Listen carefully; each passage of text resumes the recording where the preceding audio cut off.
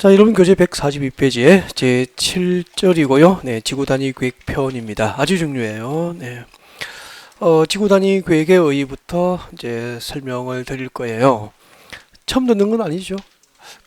우리 첫날 도시군 관리 계획 내용에서 지구 단위 계획의 수립과 변경, 그리고 또 지구 단위 계획 구역의 지정과 변경에 관한 계획이 도시군 관리 계획입니다 라고 할 때 아마 들어보셨을 겁니다. 잠깐 소개를 할까요? 네, 보시죠.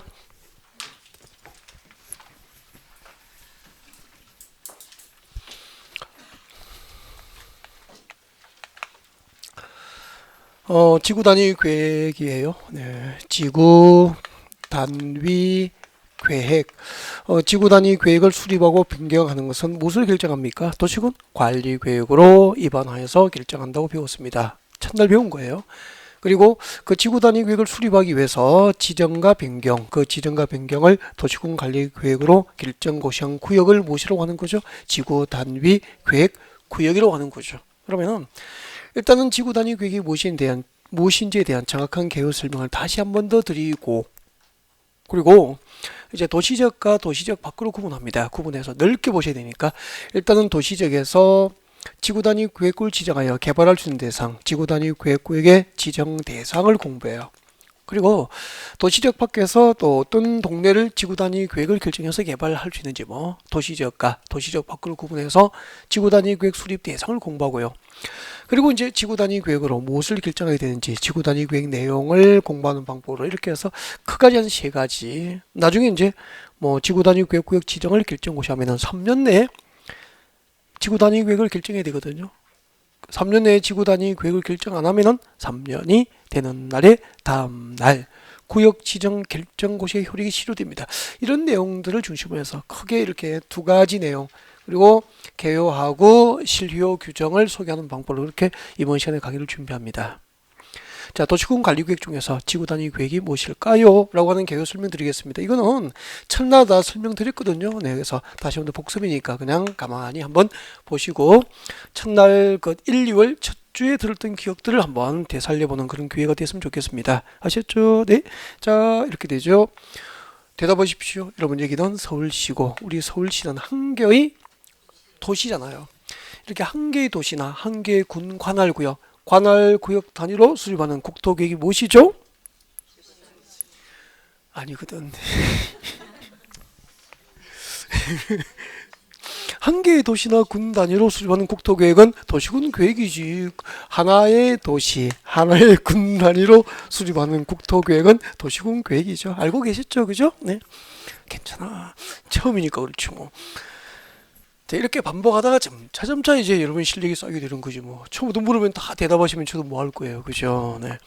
일단은 하나의 도시나 군 관할 구역 단위로 도시군 계획이 수립되니까 우리 서울은 하나의 도시잖아. 그래서 우리 서울시는 서울시 관할구역 전부를 단위로 해서 서울시 도시군 계획이 수립되는 거예요. 강원도 가평군은 한 개의 군 관할구역이잖아. 가평군이라면은 가평군은 군 관할구역 단위로 가평군 도시군 계획이 수립되는 거라고. 그래서 도시나 군 단위로 도시나 군 관할구역 단위로 수립하는 국토계획은 도시군 계획입니다.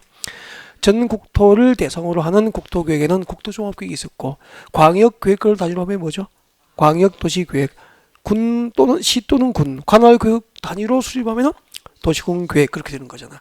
그때 자, 이만큼은 서울시 녹지지역입니다. 서울시 녹지지역이에요. 녹지지역인데 여러분, 녹지지역이면서 동시에 배워서 지난주에 녹지지역 위에 지정된 두 개의 용도구역을 배웠습니다. 녹지지역 위에 지정된 용도구역은 개발제한구역하고 도시자연 공원구역. 그렇죠. 그 그린벨 다니면 공원으로 묶인다 그랬죠. 네, 너무 좋네요. 자, 근데 이렇게 그린벨트나 공원으로 묶여 있으면은 지구 단위 계획 결정에서 개발을 못하는 거죠. 그래서 이렇게 그린벨트로 묶여 있다가 잘 보십시오. 여기는 서울시 그린벨트 녹지지역 위에 지정된 그린벨트로 묶여 있다가 이만큼이 그린벨트에서 해제가 된 거예요. 그러면 개발제한구역 해제가 되면은 그린벨트가 풀리면은 버립니까? 주변적 특성에 맞도록 개발합니까? 주변적 특성에 맞도록 개발을 하잖아. 그래서 지금 그린벨트가 해제된 지역은 서울시 관할구역 중 전부입니까? 일부입니까? 일부. 서울시 도시공계획 수립 대상 지역 중 일부 지역 단위를 무엇이라고 하는 거죠? 지구 단위라고 하는 거예요. 지구 단위가 뭐냐면은 시 또는 군 관할구역 전부입니까? 시 또는 군 관할구역 중 일부 지역 단위입니까? 일부 지역 단위를 말하는 거예요. 지구 단위는 일부 지역 단위예요. 일부 지역 단위. 그러면은 그린벨트가 해제된 그 일부 지역 단위의 도시군 관리 계획을 결정해서 그린벨트 해제 지역이 개발되거든.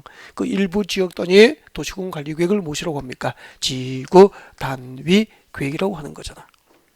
그리고 그 지구 단위 계획을 수립하기 위해서 지정하고 변경하는 것을 도시군 관리 계획으로 결정하여 고시하면은 지구 단위 계획 구역이라고 부르는 거예요. 제가 세 토막으로 설명한 거죠. 여러분, 도시 또는 군 관할구역 전부를 단위로 하는 국토계획은 도시군 계획이고 그 도시군 계획 수립 대상 지역 중 일부 지역 단위를 무엇이라고 합니까? 지구 단위. 일부 지역 단위의 도시군 관리 계획이 지구 단위 계획이 되는 거죠. 일부 지역 단위의 도시군 관리 계획. 그러니까 일부 지역 단위의 개발 계획으로 이해하면 되잖아. 지역 단위의 개발 계획이에요. 도시나 군 관할구역 전부를 단위로 하는 개발 계획입니까? 지역 단위의 개발 계획입니까? 지역 단위의 개발 계획이에요. 서울에서 그린벨트가 풀리면은 그 지역 단위의 개발 계획으로 그린벨트 풀린 지역을 개발하는 거죠. 그 지역 단위의 개발 계획이 지구 단위 계획이라고. 그 지구 단위 계획을 수립하기 위해서 지정하고 변경하는 것을 도시군 관리로 결정해서 고시하면은 무엇이 되는 거죠? 지구 단위 계획이 되는 거죠. 이제 지구 단위 계획과 지구 단위 계획이 무엇인지 아셨죠? 지구 단위 계획이 뭐죠? 일부 지역 단위의 도시군 관리 계획이에요. 도시 또는 군 관할구역 중 일부 지역 단위의 도시군 관리 계획이다. 한 5번 정도 해드렸죠? 이제 외우신 거죠. 이렇게 해서 또 3일 뒤는 잊어버려요. 그죠? 괜찮아요. 또 하면 되지. 계속 반복한다니까. 자, 그 다음에 이제 지구 단위 계획이 무엇인지 아셨으니까 그러면은 우리 서울에서 아니면 서울시 밖에서 어떤 동네를 지구 단위 계획을 결정해서 개발할까요? 지구 단위 계획 구역의 지정 대상이죠. 지금도 중요한 거죠. 왜요? 시험하고 직결되고 실무에서 필요하니까. 그래서 이걸 넓게 보셔야 된다고. 그래서 지금부터 넓게 할 거예요. 자, 지구 단위 계획을 수립해서 개발할 수 있는 거. 여러분, 여기는 서울이에요. 서울이니까 용도 지역은 대부분 도시지역으로 가정합시다. 서울시 도시지역으로 가정하고. 그리고 밖으로 나가자고. 밖으로 나가면은 도시지역 밖이지 뭐. 도시지역 외, 도시지역 밖이라고 가정합시다. 도시지역 외의 지역입니다. 일단 이거 한번 물어봅시다. 여러분, 도시지역, 비도시지역, 도시지역 밖에는 5개의 용도지역이 있습니다. 관리지역과 농림지역과 자연환경 보전지역이 있죠. 그때 관리지역이 세 가지가 있거든요. 그래서 여기를 보고 이야기해 주세요. 책 찾으면 반칙, 책은 그대로 두고 이건 찾으면 안 되죠. 앞에 보시고 이야기하죠. 관리지역 뭐가 있죠? 보전관리, 생산관리, 계획관리지역이 있죠. 계획관리지역이 있고 그리고 2개는 뭐죠? 농림지역, 농림지역과 자연환경 보전지역 이렇게 해서 도시지역 밖에는 5개의 용도지역이 있습니다. 아주 좋습니다. 도시지역 밖에 5개의 용도지역에 말할 수 있는 대한민국 국민은 0.1%도 안 될 거 아니에요. 그죠? 우리는 벌써 상위 0.1%에 해당하게 된 거죠. 오케이. 부동산 분야에서. 자, 그러면은 이 중에서 또 하나 물어볼게요. 이 5개의 용도지역 가운데서 자, 목적을 듣고 무슨 용도지역에 맞춰야 됩니다. 도시지역으로 편입이 예상되어 있는 땅, 제한적 이용 개발이 허용된 땅, 계획적 체계적 관리가 필요한 땅은 계획관리지역이죠. 너무 좋은데요? 네, 계획관리지역이죠. 자, 그래놓고 이제 서울로 다시 갑시다. 이게 서울인데 이렇게 그림을 그려야 돼요. 머릿속에. 서울 같은 도시지역에서는 지구 단위 계획을 수립해서 개발할 수 있는 곳이 있다고. 임의적 지정 대상이 있고 그 중에서 지구 단위 계획을 수립해서 개발할 수 있는 곳이 있어. 서울에. 궁금하시죠? 잠시 뒤에.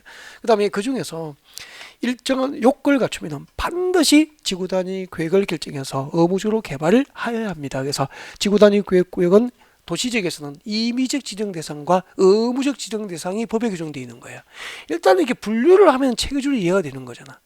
그러면 어떤 동네를 지구 단위 계획 수립해서 개발이 가능할까? 서울에서. 궁금하시죠? 일단은 임의적 지정 대상 교재로 짚어드리겠습니다. 여러분 교재 오세요. 143페이지 보세요. 143페이지 저 위에 02번 지구단위 계획의 지정 대상 찾으셨습니까? 내려갑니다. 바로 밑에 보니까 큰 1번 해가지고 도시적 안에서 지정 대상이 두 가지로 분류되어 있다고. 임의적 지정 대상 찾으셨나요? 네, 눈에 확 들어오게 동그라미 해버리죠 뭐. 네. 그리고 저 밑에 박스 밑에 보여요. 의무적 지정 대상. 그래서 도시적 안에는 지구 단위 계획을 지정하여 개발할 수 있는 것도 있고 의무적으로 지구 단위 계획을 결정해서 개발을 하여야 할 곳이 있다는 얘기예요. 넓게 보셨죠? 근데 박스 안에 보니까 도시적에서 지구 단위 계획을 수립해서 개발할 수 있는 곳, 지구 단위 계획을 수립해서 개발할 수 있는 곳이 박스 안에 몇 개 들어 있습니까? 12개. 그거 다 외우세요. 라고 하면 이제 재미없죠, 공법이. 그죠? 깜짝 놀랐죠? 네.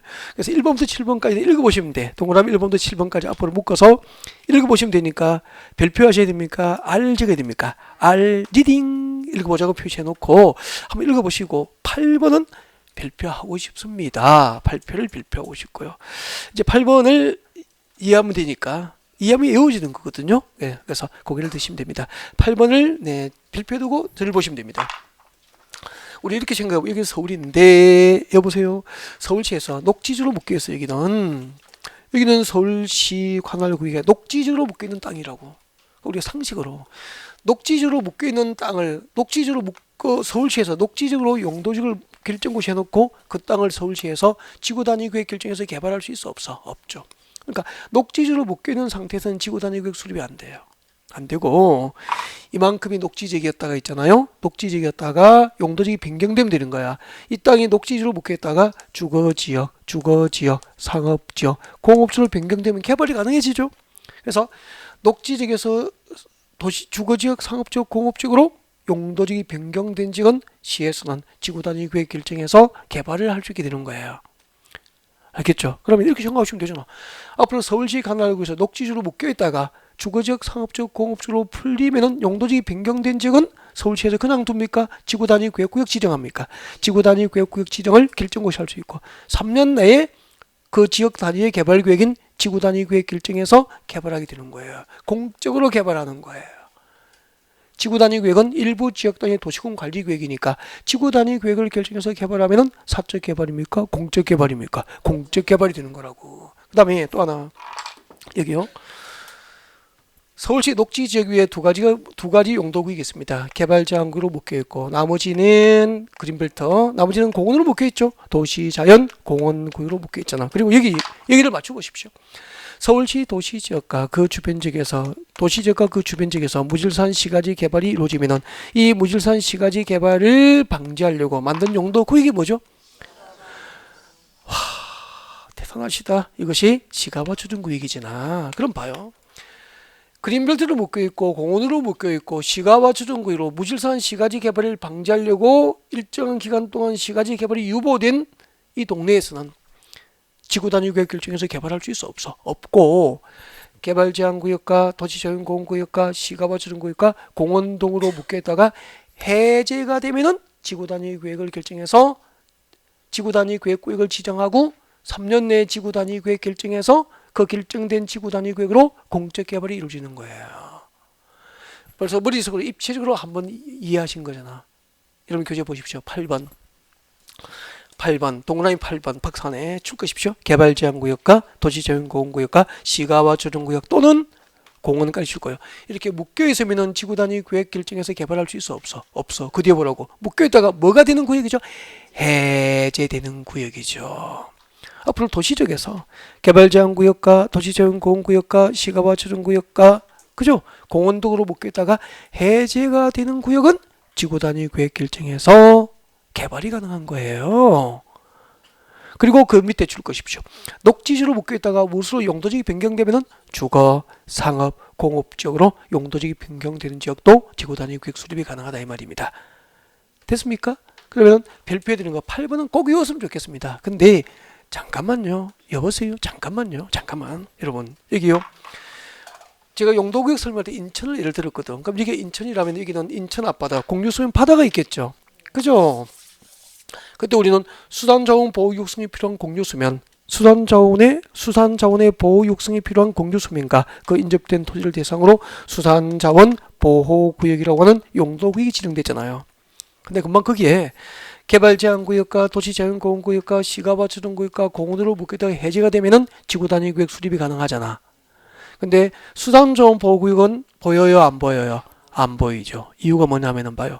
수산자원 보호구역이 해제된 지역, 수산자원 보호구역으로 묶였다가 해제된 지역은 대부분이 땅입니까? 바다입니까? 바다, 공유수면이잖아. 바다에 공장 짓고 아파트 짓고 하지 않죠. 그래서 수산자원 보호구역에서 해제된 구역은 지구단위구역을 지정할 수 있다에 포함이 안 된 거예요.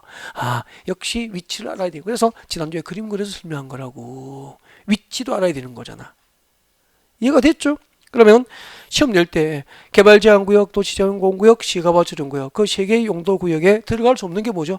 수산자원보호구역은 그게 없으니까 그 밑에다가 나 같으면 이렇게 필기해 두겠다. 그 밑에 여기에 들어갈 수 없는 게 있어. 뭐라고요? 수산자원보호구역 하나 적어두면 좋을 것 같은데. 네, 여러분의 생각은 어떠십니까? 적으시면 되지 뭐, 그죠? 네. 이해가 되셨죠? 네. 그 다음에 또 저를 한번 볼까요? 자, 이렇게 도시지역에는 임의적 지정 대상, 지구단위 구역을 시에서 지정하여 개발할 수 있는 것이 있고요. 그 중에서 임의적 지정 대상 가운데서 일정한 요건에 해당하면 반드시 지구단위 구역을 지정해서 개발을 해야 됩니다. 그래서 의무적 지정 대상이 있다고. 지구단위 구역에 의무적 지정 대상. 일단 교재를 읽어가면서 체크해드리고 암기하는 방법 가르쳐드리겠습니다. 여러분 교재 143페이지 제일 밑에 의무적 지정 대상 별표에서 암기라고 적어놓고 책장을 넘기면은 의무적 지정 대상이 두 개가 나와 있다고. 저 위에 책장 넘기세요. 144페이지 맨 위에 봐주세요. 144페이지 맨 위에 보면은 박스 안에 동그라미 1번, 2번 찾으셨어요? 네, 동그라미 1번, 2번을 묶어서 앞에다가 의무적 지정 대상 적으시면 되죠. 의무적 지정 대상 적고 암기라고 밑에 적어놓고 외워야 돼요. 동그라미 1번 같이 봅니다. 박선의 동그라미 1번. 서울시에서 반드시 지구단위 구역 지정을 결정고시해야 될 대상 1번 들어갑니다. 도시 및 주간경제법상 지정된 정비구역 밑줄 것이십시오. 빨리 따라오십시오. 정비구역 줄 것이고 정동그라미 합니다. 정동그라미. 그 다음에 택지개발촉진법상 지정된 밑줄 것이십시오. 택지개발지구 밑줄 긋고 택동그라미 합니다. 정택이가 되잖아. 정택이. 정택. 정비구역과 택지개발지구 정택이. 정비구역과 택지개발지구에서 지금부터 끝까지 읽으십시오. 시행되는 사업이 끝나고 몇 년? 10년이 지난 지역이죠. 10년 동그라미에서 외울 때는 10년 동그라미에서 정택이는 10년 그렇게 오는 거예요. 정택이는 10년 그렇게 오면 되죠. 정택이는 10년. 네. 그리고 내려오십시오. 2번 임의적 지정 대상입니다. 동그라미 2번 읽어드릴 거예요. 아직 줄 긋지 말고. 임의적 지정 대상 중에서 체계적 계획적 개발과 관리가 필요한 지금부터 밑줄 것이십시오. 다음의 지역으로서 그 면적이 얼마? 30만 제곱미터 이상. 30만 동그라미 하시고 다음의 지역은 기역 니은을 말하는 거죠. 네, 기역과 니은을 묶어줍니다. 기역번 밑줄 것이십시오. 시가바주정구역과 공원에서 해제되는 지역이에요. 여러분, 시가바주정구역과 공원으로 묶여있다가 아까 해제가 되면은 임의적 지정 대상이었잖아. 근데 시가바주정구역과 공원에서 해제가 된 지역 중에서 면적이 얼마? 30만 제곱미터 이상이면 임의적 지정 대상이 의무적 지정 대상으로 바뀌어버리는 거라고. 그래서 시가바주정구역 할 때 시 동그라미 해둡니다. 첫 글자 시, 머리 글자 동그라미 해두시고. 그리고 니은번 줄 것이십시오. 녹지주로 묶여있다가 주거지역, 상업지역, 공업지로 변경된 지역도 아까 임의적 지정 대상 맞죠? 근데 녹지주로 묶여있다가 주거지역, 상업지역, 공업지로 변경된 지역 중에서 그 면적 규모가 얼마? 30만 제곱 이상이면은 의무적 지정 대상이 된다고. 그때 녹지적 할 때 녹 동그라미 합니다. 그러면 시가바주정구역 시 녹지적 신호기는 10년입니까? 30만입니까? 30만. 그렇게 오시면 되잖아. 정택이는 10년, 신호기는 30만. 어제 밤새 만들었네. 정택이는 10년, 신호기는 30만.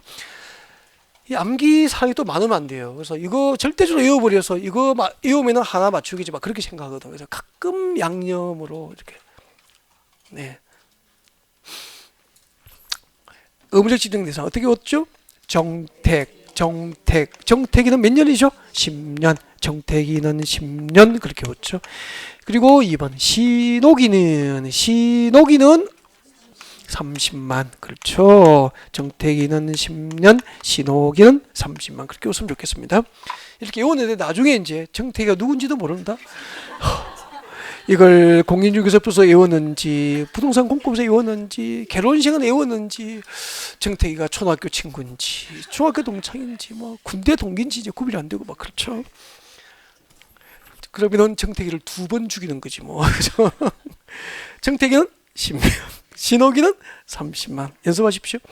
정비구역과 택지개발지구에서 시행되는 사업이 끝나고 10년이 경과된 지역이거나, 그리고 시가와 조정구역과 공원으로 묶여있다가 해제됐거나 녹지지역에서 주상공으로 용도지역이 변경된 지역 중 그 면적 규모가 30만 제곱미터 이상이 되면은 의무적 지정 대상으로 바뀌게 되는 거예요. 네. 자, 지금까지 우리는 고개 한번 들어볼까요? 주로 여기까지는 어디서 지금 놀고 있는 거죠? 도시지역 안에서, 도시지역에서 지구단위구역구의 지정 대상, 도시지역이나 그 주변 지역을 말하는 거죠. 도시지역과 그 주변 지역에서 지구단위구의 지정 대상을 말한 거예요. 이제 나갈 거예요. 도시지역 밖으로 나왔다고. 그럼 도시지역 밖에서, 그러면은 현재는 도시지역입니까? 아닙니까? 아니라고. 그러니까 미개발된 도시지역 밖에 있는 땅이라고 지금은. 근데 그럼 보십시오. 지구단위 계획구역을 지정하면은 3년 내에 지구단위 계획을 결정해서 해당 지역은 공적으로 개발되는 거예요. 그러면은 도시지역 밖에 있는 땅은 현재는 도시입니까? 비도시지역입니까? 비도시지역이지만 지구단위 계획구역의 지정은 그 동네를 3년 내에 지구단위 계획 결정해서 공적으로 개발한다는 의미거든. 그래서 도시지역 밖에 지구단위 계획의 지정은 재개발, 재건축을 의미하는 겁니까? 신도시 개발을 의미하는 겁니까? 신도시 개발을 의미하는 거야. 그래서 도시지역 밖에 지구단위 계획이 지정되기 위해서는 일단은 용도지역이 계획관리지역이 됩니다. 이것부터 외워야 됩니다. 일단은 용도지역이 무엇일 것? 계획관리지역이고, 이 계획관리지역이 신도시 개발을 위한 요건을 갖추면 되는 거예요. 계획관리지역으로서 대통령령이 정한 요건을 갖춰야 됩니다. 교재 체크해드립니다. 여러분 교재 146페이지에 있습니다. 여러분 교재 아니죠. 144페이지죠. 죄송해요. 여러분 교재 144페이지. 네. 저 위에 큰 2번 도시적 외의지역에서 지구단위구역 지정 대상의 양괄호 1번 별표합니다. 양괄호 1번을 별표하시고 제가 읽으면 미줄 것이십시오. 지정하려는 구역, 이때 구역이 지구단위구역이잖아. 지정하려는 지구단위구역 면적 100분의 50 동그라미 100분의 50% 이상이 이미 지정된 어디에 들어가야 되죠? 계획관리지역 앞 들어가로 계획관리지역으로서 다음 중 하나의 요건에 해당하면은 도시지역 밖에 지구단위구역을 지정할 수 있는 거죠. 그때 계획관리지역의 지구단위구역의 지정 요건이 동그라미 1번부터 4번까지 박스에 4개가 있습니다. 지정 요건이. 그 중에서 동그라미 1번, 2번 위주로 우선 할 거예요. 그래서 동그라미 1번, 2번을 묶어서 지정 요건이라고 적습니다. 박선에 동그라미 1번, 2번 묶어서 지정 요건. 계획관리지역의 지구단위구역을 지정할 수 있는 요건입니다. 첫 번째 기억번. 동그라미 1번 같이 보죠. 박선에 동그라미 1번.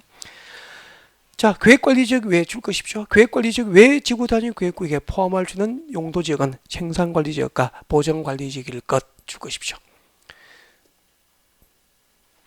그러면 거기까지 보면은 처음부터 보면은 전체 지정되는 구역 면적 50% 이상이 어디에 포함되고 계획관리지역에 포함되고 그 계획관리지역에 포함되지 않은 나머지 용도지역은 무엇일 것? 생산관리지역과 보전관리지역에 해당해야 돼요. 그리고 동그라미 2번 내려옵니다. 지구단위 계획줄 쭉 것이십시오. 지구단위 계획구로 지정하고자 하는 토지 면적이 다음의 하나에 규정된 면적 요건에 해당해야 됩니다. 면적 요건이 기역, 니은, 디귿이에요. 그때 기역번 위주로 하시면 돼요. 일단 기역번 위주로 해야 됩니다. 그래서 기역번을 별표하시고 줄 것이십시오. 아파트, 저 뒤에 줄 것이십시오. 아파트 또는 연립주택 건설 계획이 포함되는 면적이 얼마? 30만 제곱미터 이상일 것. 일단 여기까지 할게요. 여기까지 하고 이 부분을 좀 이해를 하셔야 되거든요. 그래서 설명을 들으시면 됩니다. 설명 들으면 이해가 쏙 될 거예요. 자, 일단 밑줄 그어놓고 고개를 드시고 가장 좋은 암기는 이해가 전제돼야 됩니다. 그래서 이해하지 않은 암기는 단순 암기는 힘들 뿐이에요. 나중에 문제에 나와도 나온 줄도 모르게 돼요. 그래서 이해하고 암기가 필요합니다. 이해되지 않은 암기는 문제 해결 능력이 없다. 늘 그렇게 생각하셔야 돼요. 봐주십시오. 여러분, 도시적 밖의 지구단위 계획구역, 도시적 밖의 지구단위 계획구역, 지구단위 계획구역 지정을 결정고시에서 개발할 수 있는 대상입니다. 첫 번째, 지정되는 구역 면적 50% 이상의 계획관리에 들어가야 돼. 이 계획관리지역 맞죠? 그럼 지정되는 구역 면적 몇 프로 이상? 50% 이상. 그럼 50% 이상, 절반 이상이 이게 계획관리에 이렇게 포함되어 되는 거야. 도시적 밖에 지구 단위 계획을 이렇게 지정하려면은 지정되는 구역 면적 50% 이상이 계획관리지역에 포함되고 나머지 용도 지역 있잖아요.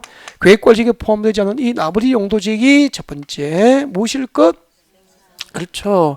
이게 생산관리지역이거나 보전관리, 생산관리지역과 보전관리지역에 해당해야 되는 거예요. 이건 좀 외워야 되는 거잖아. 지정되는 구역 면적 50% 이상의 계획관리지역에 포함되고 나머지 용도지역이 생산관리지역 내지 보전관리지역에 해당해야 되고 여기다가 여보세요? 여기다가 이 도시적 밖에 계획관리지역에 지정된 이 지구단위 계획구역에다가 아파트를 짓고 아파트나 연립주택 건설 계획이 포함되어 있다면 최소 그 면적 규모가 얼마? 30만 제곱미터 이상이 되어야 된다는 거죠. 이게 2002년도에 만들어진 법이야. 그럼 잠깐만. 서울시 외곽의 도시지역이 아닌 곳에 아파트 위주로 신도시를 개발하려면 최소 면적 규모가 얼마 이상을 원칙으로 하겠다. 30만 제곱 이상을 원칙으로 하겠다. 그러면은 도시적 밖에 도시지역이 아닌 용도 지역에 산 아래에 나홀로 아파트, 소규모 나홀로 아파트, 들판 여기저기에 나홀로 아파트는 지을 수 없도록 도시지역이 아닌 곳에 아파트 위주로 신도시 개발하려면 최소 면적 규모가 30만 제곱 이상을 원칙으로 한다고 만든 거예요. 비도시지역의 난개발 방지를 위한 획기적인 조치라고. 그러니까 우리 서울 외곽에 아파트 중심으로 신도시가 개발된 지역은 대부분 면적 규모 얼마 이상입니까? 30만 제곱 이상이죠. 그러니까 들판 한가운데 나홀로 소규모 아파트만 있으면 학교도 없고 시장도 없고 교통 인프라, 교육 인프라, 기반시설 없이 아파트만 덩그러니 서는 아파트를 건설을 막기 위해서 2002년도에 이 법이 마련된 거라고. 그래서 도시적 밖에 아파트 위주로 신도시를 개발하려면 지정되는 구역 면적 몇 프로 이상의 계획관리지역에 포함되어야 되죠? 50% 이상의 계획관리지역에 포함되고 나머지 용도지역은 생산관리지역과 보전관리지역이고 여기다가 아파트를 짓고 연립주택 지으려면 최소 면적 규모가 30만 제곱 이상 규모가 되어야 된다는 얘기. 그러니까 법을 봐요. 현장에 적용하고 해석하니까 이해되는 거지. 이거 현장에 대한 상상력과 이해력이 없으면 그 글자만 외워서 어떻게 알 수 있냐고. 일단은 강의. 이게 익숙해질 때까지 강의를 많이 들어야 되는 거라니까. 처음부터 욕심내지 말고 반복하는 과정에서 금방 익숙해져요. 한 번 듣고 이해가 다 되면은 세상에 그런 공부는 없죠 뭐. 그러면은 공인중개사 자격증은 인기가 없을 걸. 이게 왜 좋은지 알아요? 어려워서 좋은 거라니까. 만약에 이러면 역설적으로 생각해봐요. 우리 일주일 공부하면은 문제집 한두 번 읽어보면은 누구나 딸 수 있는 자격증 해요 안 해요? 나도 안 해요. 맞죠? 그럼 왜 해요? 아무나 다 딸 수 있는데. 그러니까 어려워서 좋은 거라니까. 사법고시가 좋은 이유가 뭐죠? 사법고시가 좋은 이유가 어려우니까 좋은 거잖아. 누구나 할 수 없는 시험이니까. 그래서 참 좋은 시험이에요. 어려워서 좋은 거라고. 원서 넣은 사람의 10% 내지 20%, 15% 정도 평균적으로 합격하니까 그죠? 좋은 거잖아. 85% 정도가 떨어지니까 좋은 시험이라고. 단 어려면 약간 쉬웠으면 좋겠어. 여러 번 붙고 그죠? 그러니까 어려운 과정을 준비하니까 좋은 거라고 생각하시고 준비하시면 기분도 좋고 그렇잖아. 그죠? 자, 두 번째 이야기 합시다. 두 번째 얘기를 한번 보시라고. 도시적 밖에 보전관리적, 생산관리적은 농림지역이나 자연환경 보전지역의 사촌쯤 된다고 가르쳐드렸고 농림지역과 자연환경 보전은 상식적으로 개발 용도입니까? 보전 용도입니까? 보전 용도잖아. 그래서 계획관리지가 아니면은 본래 신도시 개발 목적으로 계획된 땅은 아닌 거예요. 그래서 계획관리지역이 아닌 나머지 용도지역에 지구단위 계획구를 지정해서 신도시가 개발되려면은 일단은 그 동네에 무엇이 지정되어야 되냐면은요. 지난주에 배웠던 거. 개발진흥지구가 지정되고요. 이 개발진흥지구가 신도시 개발을 위한 대통령령에 정한 요건을 갖추면 되는 거야. 그러면은 도시적 밖에 일단 목차 두 개를 잡아야 되죠. 도시적 밖에 지구 단위구역이 지정되기 위해서는 지정되는 구역 면적 50% 이상의 계획관리지역에 포함되고 대통령령에 정한 신도시 개발 요건을 갖추든지 아니면은 무엇이 지정돼야 됩니까? 개발진흥지구가 지정되고 대통령령에 정한 신도시 개발 요건을 갖춘 지역이 된다는 거예요. 아 그렇구나. 그때 개발진흥지구에 지구단위 계획구의 지정 요건 세부적으로 암기하게 시험 내진 않아요. 그러니까 전체의 어떤 큰 그림과 약간의 스케치를 할 수 있는지 수준으로 물어보지. 부동산 진짜 뭐 실무적인 전문가를 양성하려고 막 어렵게 그렇게 내진 않는다고. 여기서 너무 깊게 들어갈 필요는 없다고. 적당한 범위로 들어가면 되죠. 145페이지 오세요. 양가로 2번 발표하시고요. 지정된 개발진흥지구로서 다음의 대통령령이 정한 신도시 개발 요건을 갖춘 지역입니다. 밑줄 다 끊고 개발진흥지구의 지구단위 교육의 지정 요건이 박스안에 몇 개 들어있죠? 2개. 박스안에 들어오셔서 동그라미 1번, 2번을 묶어서 지정 요건 적으면 되죠. 지정 요건이라고 적어주시고요. 1번 출거십시오. 양가로 1번의 동그라미 2번부터 4번의 요건에 해당하면 됩니다. 네, 양가로 1번이 뭐죠? 계획관리직의 지정 요건이에요. 계획관리직 지정 요건 2번부터 4번의 요건을 개발진흥지구도 갖춰야 된다는 거죠. 아까 2번까지만 했죠? 2번이 뭐죠? 여기다가 여보세요. 여기다가 개발진흥지구 도시적 밖에 개발진흥지구를 지정하고 여기다가 2번이 아까 아파트를 짓고 연립주택 지으려면 면적이 얼마나 와야 되죠? 연립주택을 지으려면 면적이 30만, 그 면적 규모가 30만 제곱미터 이상이 돼야 된다는. 그럼 잠깐만요.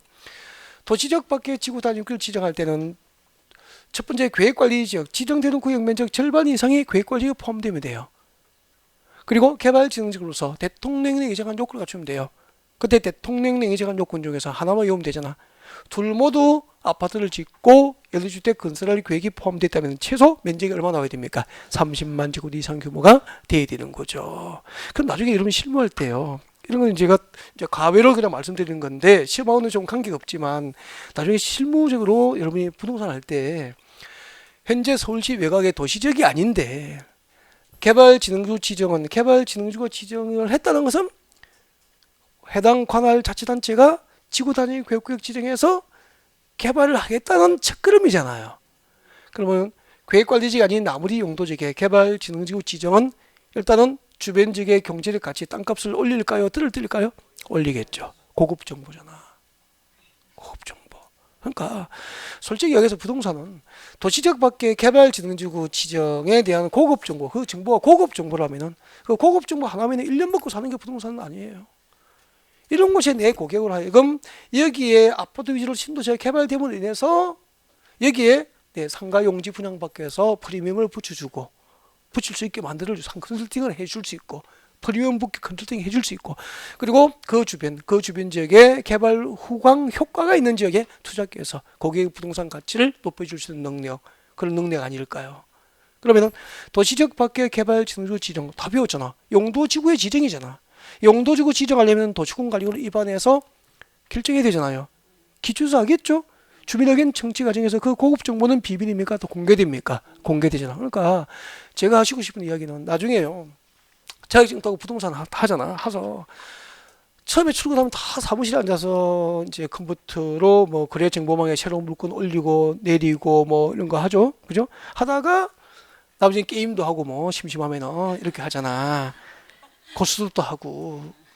저는 그거 하지 말고 서울시청 홈페이지에 늘 가야 되는 게 비법인 것 같아. 서울시는 홈페이지를 늘 방문하라는 거죠. 방문해서 서울시에서 중요 부동산 정책에 대한 도시군관리구 입안할 때는 보통 도시군관리구로 정책이 입안되는 거 맞죠? 그때 주민의견 청취를 위한 공고가 나옵니다. 끊임없이 쏟아 나와요. 근데 그것들이 모두 고급 정보는 아니잖아. 예를 들면 하수도를 설치하는 것도 도시군관리구로 입안하거든요. 하수도 설치가 부동산 가치를 올리는 건 아니잖아.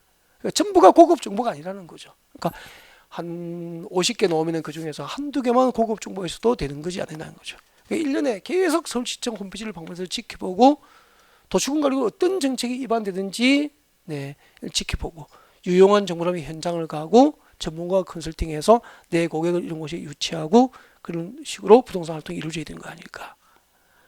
그래서 서울시청 관공서에 접근을 늘 하셔야 될 것 같아요.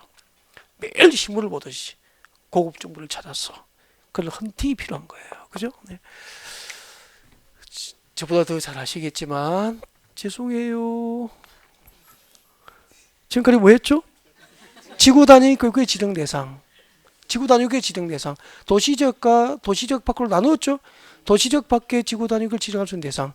계획관리직으로서 지정되는 구역 면적 50% 이상의 계획관리직으로서 대통령령이 정한 요건을 갖출 것. 나머지 용도지역에는 개발진흥지구가 지정되고 그 개발진흥지구가 대통령령이 정한 신도시 개발 요건을 갖출 것. 그렇게 하면 되잖아요. 네, 일단 그렇게 했으면 좋겠고 그 밑에 이제 145페이지 2번 봐요. 양가로 2번. 당해개발진흥지구가 다음 지역에 위치할 것 나와 있죠? 이거 나중에 외워야 돼요.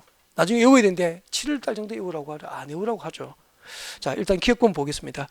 개발진흥지구 가운데서 주거개발진흥지구나 주거기능이 포함된 가로 안에까지 출거해야 됩니다. 주거기능이 포함된 복합개발진흥지구이거나 특정개발진흥지구는 지구단위 계획이 진행되기 위해서는 어디에 위치해야 됩니까? 계획관리지역에 위치해야 되는 거죠. 무슨 의미인지 알겠죠? 앞으로 주거개발진흥지구와 주거기능이 포함된 복합개발진흥지구와 특정개발진흥지구는 그 개발진흥지구가 어디에 위치할 것? 계획관리지역 안에 지정되어야 지구단위 계획구역 지정이 가능하다 이 말입니다. 이렇게 외워나가야 돼요. 근데 이 세세하게 지금 너무 외워버리면 크게 보는 것을 망치기 때문에 기본의 이론 시간에는 세세한 암기를 안 하게 하죠, 제가. 아직까지 점수 안 나와도 되니까 마지막을 조정하는 거잖아. 그죠?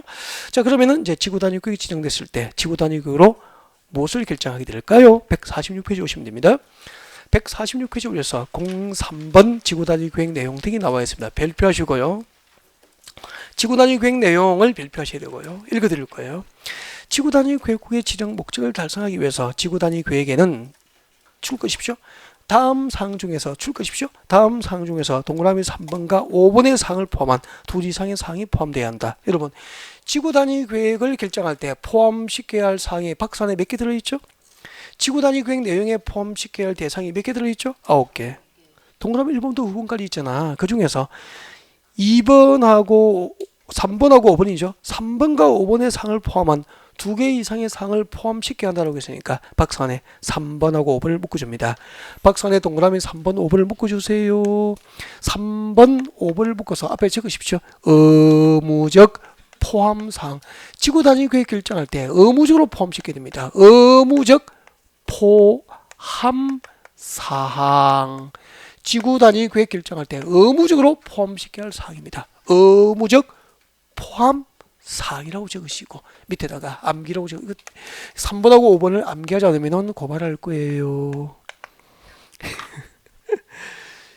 이런 거 암기하지 않고 시험장에 가잖아. 앞에 경찰이 잡아간다? 암기 꼭 하셔야 돼요. 네.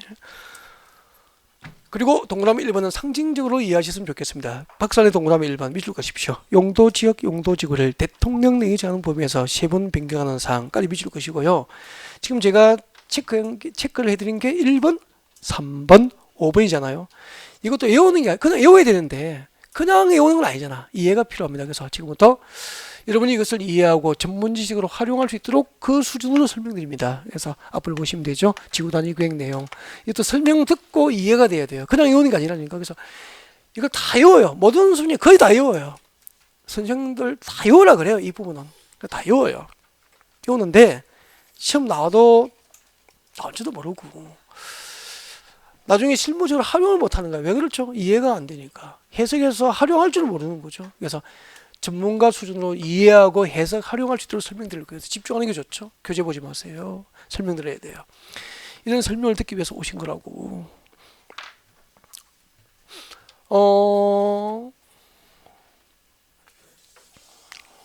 서울시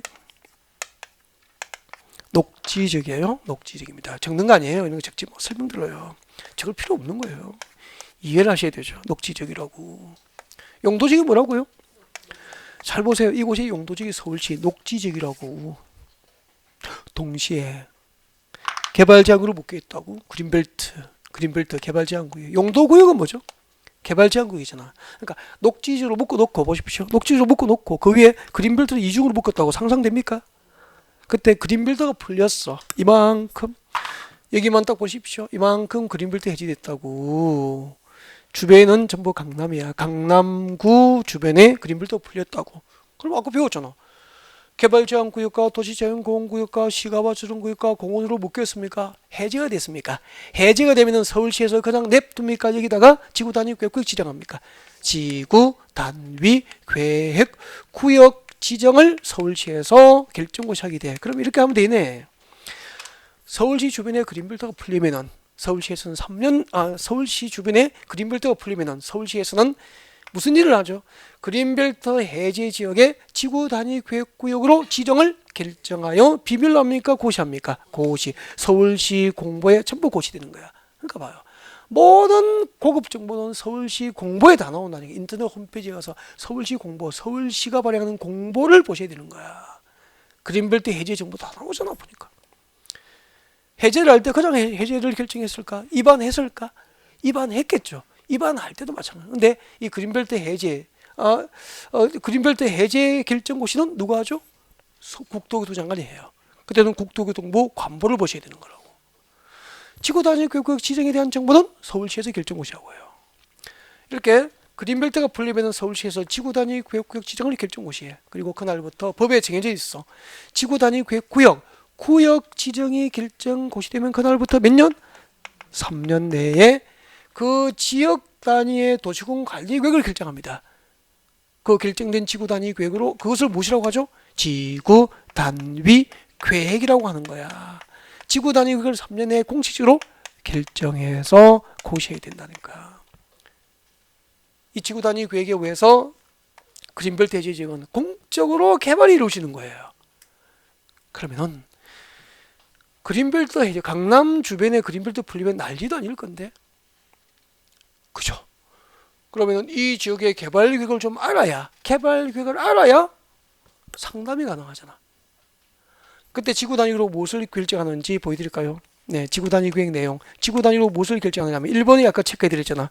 박사는 1번 용도지역과 맞습니까? 용도지역과 용도지구를 대통령령이 정한 범위에서 세분하거나 변경하는 사항은 지구 단위로 결정되는 거예요. 설명할게요. 이거 설명할게요. 이 조문이 무슨 말이냐면은 여기를 보시죠. 용도지역이 뭐죠 지금? 용도지역이 뭐죠?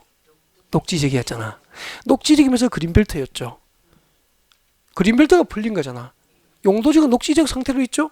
그러니까 녹지지역에 지구 단위 계획 결정해서 아파트 지을 수 없어. 강남지역의 특색에 맞도록 아파트 지어야 될 거 아니에요. 그럼 여기다 고층 아파트 지으려면 녹지지역을 3종 일반주로 변경해야 되잖아. 이렇게 지구 단위 계획 구역 안에서 용도지역과 용도지구를 세분하거나 변경할 때는 시에서 지구 단위 계획으로 결정하는 거예요. 참 고급 정보 맞죠? 그러니까 제가 여러분께 설명해드리기 아까울 정도로 고급 정보잖아. 이런 것은 해석하니까 전문 지식이 되잖아. 현장을 모르면 그건 전문가가 아니는 거잖아. 그렇죠?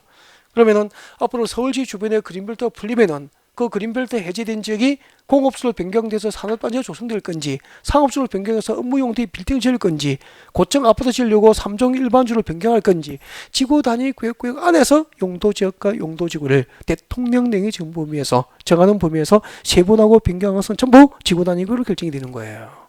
이해가 되죠? 그 다음에 아까 3번이라고 돼 있었죠. 거기에 박사는 3번 기반 줄 것이십시오. 기반시설 배치 규모, 기반시설 배치 규모에 관한 사항이죠. 동그라미 3번에 기반시설 배치 규모에 관한 사항 비출 것이고, 저를 보세요. 그럼 여기 3종 일반주를 변경해서 아파트 지을 거예요. 아파트 지으려면은 여기 도로 필요하죠. 몇 차선 도로를 어디부터 어디까지 배치할 거예요. 이건 기반시설 배치잖아. 그리고 지하철 몇 호선을 연장해서 넣을 건지, 지하철도 기반시설 배치에 관한 사항 맞죠? 지하철역을 어디에 만들 건지, 여기에 초등학교는 몇 개를 짓고, 중학교는 몇 개를 짓고, 고등학교는 몇 개를 짓고, 엄마들이 좋아하는 외고가 들어오는지 안 들어오는지, 이 지구 단위 구역 안에 어떤 기반시설을 배치할 것인지, 도로, 지하철 배치, 학교 배치, 공원 배치, 지하철역 배치, 그 규모에 관한 사항 등은 전부 지구 단위로 결정되는데, 나중에 분양받더라도 집 사고 땅 사더라도 지하철역이 어디 생기는지, 몇 차선 도로가 접하고 있는지 알고 있어야 되는 거 아닌가? 이런 정보들이 전부 지구 단위로 결정되는 거죠. 서울시에 의해서. 해석하니까 완전 달라지잖아. 그 다음에 세 번째, 거기는 5번이라고 돼 있죠. 건축물의 용도 제한. 너무 중요하잖아요. 그럼 잠깐만요. 이 무슨 말이냐면은, 나중에 이제 건축에서 배우실 텐데, 우리 건축법상 건축물의 용도별 종류가 29개예요. 건축법상 건축물의 용도별 종류, 건축물의 종류가 몇 가지라고? 29가지인데, 이번에 그린벨트가 해제된 이 강남구 그린벨트 해제된 이 지구 단위 계획구역에서 건축법상 29개의 용도 가운데서 여기에 상가 용지 분양받고 택지 분양받으신 분에게 어떤 용도의 건축을 허용할 것인지, 건축법상 어떤 용도의 건축이 제한되는지는 지구 단위를 정한다 이 말입니다. 그럼 지구 단위를 모르면은 여기 분양받은 상가 용지에 어떤 용도의 건축이 가능한지 불가능한지를 컨설팅 못 하잖아. 무슨 장사를 하겠습니까? 모르고 컨설팅 자체가 안 되는 거죠. 그리고 나중에 분양받은 금표를 몇 프로 줄 건지 용적률을 몇 프로 줄 건지 금표가 용적률을 알아야 층수를 말해줄 수 있는 거잖아. 여기선 몇 층까지 건축 가능할 것 같습니다. 그죠? 그리고 그 뒤에 건축물 높이의 최고 한도, 최저 한도 이런 것을 지구 단위로 결정하는데 지금 방금 소개해드린 2번, 3번하고 체계 5번 여기 2번, 3번은 지구 단위 계획을 결정할 때 시가 지구 단위 계획 정할 때 넣든지 말든지 해야 됩니까? 반드시 넣어야 됩니까? 반드시 이것을 지구 단위로 결정해야 돼요. 그래서 의무적 포함상으로 외워야 될 대상이다 이 말입니다. 서울시에서 지구 단위 계획을 정할 때 반드시 넣어야 될 거 기반시설 배치 규모에 관한 사항, 건축물의 용도 제한, 건폐율, 용적률, 건축물 높이, 재고 한도, 최저 한도에 관한 사항 그렇게 되는 거죠. 이해하셨을 것 같죠? 그러니까 이런 것을 머리 걸쳐 따서 외우면 어떻게 되겠어? 안 되는 거죠. 아는 거 아니거든요. 그래서 이 상태를 유지하기 위해서는 강의를 인터넷 강의를 반복을 좀 하셔야 됩니다. 그래서 허하게 반복하시고 그 다음에 교재는 저절로 넘어가는 거라고. 자, 그 다음에 이제 여러분 오셔야 되는데 그 147페이지의 04번에 보면은 지구 단위 계획구역 안에서 규제 완화라고 나와 있을 거예요. 그러면은 우리 도시적이든 도시적 밖에서 지정되던 지구 단위 계획구역이 지정되면 전부 신규 개발이 이루어지잖아요. 재개발도 이루어질 수도 있고. 그래서 재개발하거든 하든 그다음에 도시적 밖에서 신도시를 개발하든 지구 단위 계획이 진행되면 개발되기 때문에 공적 개발이 이루어지기 때문에 규제는 강화돼야 됩니까? 완화해야 됩니까? 완화. 이 완화에 관한 내용이 거의 매년 지금 출시되고 있거든요. 아직까지 들어가진 않아요. 이제 3, 4월 되면 들어갈 건데 148페이지 봐요. 148페이지 큰 4번에 보시면은 이제 건폐율, 용적률 등 세부 완화가 되어 있죠. 여기 들어가서 지금 외우게 하진 않아요. 읽어만 봐둘 수 있죠. 리딩 R 표시해 놓고 3, 4월에 이런 부분에 대해서 기대를 하시면 될 것 같고요. 그 다음에 150페이지 옵니다. 150페이지 오셔서 05번 옵니다. 05번. 05번 오셔서 150페이지입니다. 저 아래쪽에 큰 5번입니다. 05번. 150페이지 05번. 제일 밑에 실효 대상 나와 있습니까? 별표하시고요. 네. 동그라미 1번 읽어드립니다. 항상 지나갈 때마다 읽으셔야 됩니다. 읽어드리겠습니다. 자, 서울시에서 지구단위 계획구역 지정에 관한 도시공 관리구역 결정을 고시하면은 아까 그린벨트 해지 지역에 서울시에서 지구단위 계획구역 지정을 결정 고시했죠? 하면은 그다음부터 몇 년? 3년 이내 동그라미 하셔야 되죠. 3년 이내에 손 떼시고 그 지구단위 계획구역에 관한 지구단위 계획이 결정 고시되지 않으면은 구역 지정 결정 고시해놓고 3년 동안 지구단위 계획 결정이 고시되지 않으면은 그 뜻이에요. 네, 지금부터 줄 것입니다. 그 3년이 되는 날의 다음 날 그 지정에 관한 지구 단위 계획 지정에 관한 도시공 관리구역 결정은 그대로입니까? 효력을 잃습니까? 효력을 잃는다. 그래서 이렇게 생각하시면 되잖아. 여러분 시에서 지구 단위 계획 구역 지정을 결정 고시하면은 그다음부터 몇 년 내에 지구 단위 계획을 결정해야 됩니까? 3년 내에 지구 단위 계획을 결정해서 그 결정 고시된 지구 단위 계획에 의해서 공적으로 개발이 이루어지는 시스템으로 이해하시면 되는 거잖아. 만약에 서울시에서 구역 지정을 결정 고시하고 3년 내에 그 지역 단위의 개발 계획인 지구 단위 계획을 결정하지 않으면 3년이 되는 날의 다음 날 지구 단위 계획 구역 지정을 결정 고시한 결정 고시의 효력은 실효가 되는 거예요. 잠시 휴식 후에 다음 진도를 준비합니다. 다음 진도는 자, 여러분 교재 152페이지 제8절 개발인 허가제도를 준비하게 될 겁니다. 네.